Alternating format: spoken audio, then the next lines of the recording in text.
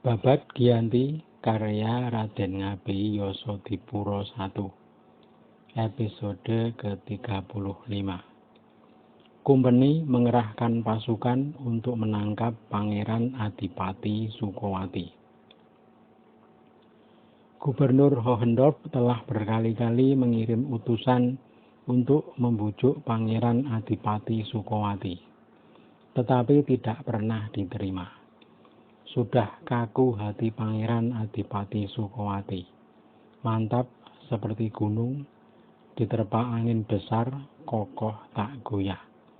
Sangat bingung para anggota Dewan Hindia. Merasa jalan damai susah ditempuh. Para anggota Dewan Hindia lalu sepakat untuk memukul Pangeran Adipati Sukowati dengan tuntas. Gubernur Jenderal pun telah mengajukan permintaan untuk mendatangkan tambahan serdadu dari negeri Belanda. 300 serdadu pilihan telah dikirim. Pasukan Belanda yang baru dikenal dengan nama serdadu Usar. Seragam yang dipakai berbeda dengan serdadu Belanda yang biasanya. Celana merah, pakaian hijau, dan bertopi hitam dengan kucir. Ciri khasnya pedang di sebelah dada. Mereka telah dikirim ke tanah Jawa, tetapi masih berada di Semarang menunggu peralatan. Selain pasukan baru, juga dikerahkan serdadu Belanda dari sepanjang pesisir utara, mulai Surabaya, Gembong, Jepara, dan Tegal. Jumlah mereka 500 serdadu darat dan 200 dragonder. Sebagai panglima perang kumpeni, ditunjuk Tuan Sakeber yang sudah diangkat menjadi mayor. Mayor Sakeber tinggi besar, berpostur bagus seperti Raja Alengka Prabu Dasamuka. Para serdadu Belanda di Surakarta sudah dipilih yang kuat sebanyak 100 orang. Kumpeni minta izin kerelaan sang raja untuk memulai perang kembali melawan Pangeran Adipati Sukowati. Sudah diizinkan oleh sang raja dengan penuh kerelaan, tulus sampai ke hati. Kedua patih diberi kuasa memerintahkan segenap bupati untuk diperbantukan kepada pasukan kumpeni. Persiapan untuk kembali berperang sudah dilakukan. Punggawa yang akan menyertai pasukan kumpeni adalah Patih Pringgoloyo dan Patih Sindurejo. Punggawa yang tinggal untuk menjaga kota adalah Pangeran Pakuningrat. Selain itu dikerahkan bupati luar dari tanah pajak di Banyumas, Banjar, Merden, Panjer, Roma, Dayah Luhur, Datar, dan Ayah. Dari Mataram semua ikut, hanya Joyowinoto yang tinggal. Bupati lain yang juga ikut dari Kalibeber, Tersono, dan Tempuran. Adapun segenap bupati mancanegara ditunjuk semua untuk menggelar barisan di luar negeri Surakarta.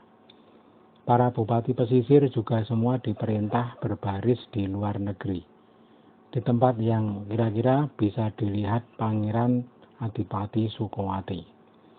Gelar pasukan yang dipamerkan ke utara selatan oleh para tumenggung tak bisa dianggap enteng. Gelar pasukan semua punggawa berani, tak takut mati. Maka dari itu musuh dari selatan yang 5 pangeran itu tidak usah diperhatikan, hanya fokus ke Sukowati. Asalkan patah yang satu ini, yang lain sudah hancur tanpa daya. Hanya Pangeran Adipati Sukowati yang harus dihadapi dengan sungguh-sungguh. Kumpeni tidak kurang berhati-hati dalam membujuk dan merayu agar jangan sampai tewas di tengah medan perang. Juga telah dipersilahkan kembali ke negeri. Kalau menurut akan diberikan 30.000 ditambah 3.000 tanah garapan. juga akan diangkat sebagai Prabu Anom Senopati di Surakarta, kedudukan sedikit di bawah raja. Juga dijanjikan wewenang memutuskan segala perkara atas izin raja. Tapi semua bujukan dan janji tidak membuat goyah. Maka Kumpeni di Semarang minta izin kerelaan sang raja bahwa adik raja akan diperangi dengan sungguh-sungguh. Kali ini sang raja telah rela, lalu membuka tangan mempersilakan. Maka sudah menjadi keputusan Pangeran Adipati Sukowati akan ditangkap. Walau menceburkan diri ke samudra, mengungsi di dasar air, mengangkasa di langit lapisan ketujuh, akan tetap dikejar ke manapun perginya. Akan digempur dengan fokus ke satu titik oleh pasukan pesisir dan mancanegara. Persiapan pasukan besar sudah ditata merata. Perintah sang raja, hari keempat bulan Rojab berangkat dari negeri Surakarta. Punggawa yang akan berjaga di dalam kota, yakni para bupati dalam, semua berkemah di dalam keraton. Di kediaman Adipati Sindurijo mereka bermarkas. Sebelah barat Sitinggil. Pangeran Pakuningrat bertempat di Pagungan. Adapun para pangeran semua berjaga di alun-alun dengan berbaris rapat. Ketika tiba harinya, tanggal 4 hari Senin, para tumenggung sudah berkumpul. Tumpah ruah para prajurit, merah menyala pakaiannya. Adipati Pringgoloyo sudah bersiap berangkat ke tempat pertemuan. Barisan Kumpeni bergerombol laksana mendung di selatan beringin kembar.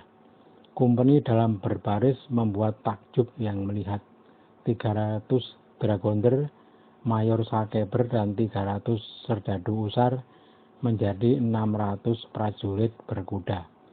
Ofisirnya yang berpangkat kapten berjumlah 6, letnan sejumlah 12. Kumpeni Islam yang berjalan darat sejumlah 700 prajurit terdiri dari prajurit Bugis, Bali, dan Makassar. Pasukan para bupati berbaris di sebelah utara beringin kembar. Ke barat timur memenuhi lapangan. Busananya menyala dengan senjata beraneka macam. Para tumenggung semua berjajar, jumlahnya 11, yakni Mloyokusumo, Wiraguna, Kartonagoro, Mangkupraja, Natayuda, Anggawangsa, Cakrajaya, Wiradikta, Kartadipa, Yudhanagara, dan Rajaniti. Bersama mereka para ngabei dari Ngayah, Pasir, Panjer, Roma, Dayah Luhur, Banjar, dan Kalibeber. Para opsir dan sakeber sudah menghadap di pagelaran, menunggu sang raja keluar. Tak berapa lama sang raja keluar dan bertahta di panangkilan. Sang raja duduk di kursi emas. Segera mayor sakeber mendekat dan bersalaman. Opur pun turut mendekati sang raja dan sempat berbicara. Setelah pasukan siap, sang raja melepas keberangkatan pasukan besar yang menakutkan itu. Berkata sang raja kepada Adipati Pringgoloyo, "Anak-anak, wedono kaliwon semua, engkau perintahkan maju berbakti kepadaku." Segera ke depan kedua patih dan para bupati untuk sungkem dan meminta restu. Setelahnya giliran para kaliwon semuanya. Lalu berkatalah sang raja, "Hai semua yang akan berperang, aku mengharap keselamatanmu." Gegap gempita para pasukan menghaturkan sembah. Lalu mayor sakeber ke depan berjabat tangan. Ketika itu mayor sakeber berikat pinggang kain motif jelamprang. Sesudah berpamitan kepada sang raja, lalu berangkat bersama Adipati Pringgoloyo. Seandainya dihitung jumlah pasukan lebih dari 10.000. Untuk memantapkan perjalanan kali ini dihormati dengan dentuman meriam. Bertindak sebagai penunjuk jalan Bupati Sewu Tumenggung Anggawangsa yang ahli meramal. Didampingi Bupati Numbak Anyar Tumenggung Cokrojoyo. Kemudian di belakangnya menyanggung Bupati Bumi dan Bumijo, Raden Mangkuprojo dan Raden Notoyudo. Kemudian di belakangnya menyambung Raden Tumenggung Kartonagoro. Lalu disusul Raden Tumenggung Wiroguna, Arya Mloyokusumo, Wirodigdo, dan paling belakang Raden Tumenggung Kartodipo. Di belakangnya pasukan para Tumenggung menyambut pasukan Kumpeni dan Kumpeni Islam. Adapun di belakangnya lagi barisan Raden Adipati Pringgoloyo. Lalu di belakangnya Tumenggung Yudonagoro dan segenap mantri tanah pemajakan. Paling belakang adalah Bupati Mataram Tumenggung Rojoniti. Para prajurit mengambil rute perjalanan menurut larangan dari ilmu ramalan nasib atau disebut iladuni. Mereka dilarang melewati beberapa tempat sehingga harus memutar. Mulai ke selatan mereka berjalan dari alun-alun menuju wilayah Pilalan di desa Jati Teken. Tepat di sebelah selatan Nusupan, semua berhenti untuk berkemah. Paginya berangkat ke timur sedikit, hanya setengah perjalanan lalu kembali beristirahat. Setelah semalam di desa Samin, paginya berangkat dengan berbelok menghindari tanah larangan. Lalu berangkat ke arah utara dengan bergegas. Hanya satu perjalanan kemudian, pasukan berhenti di desa Jatimalang.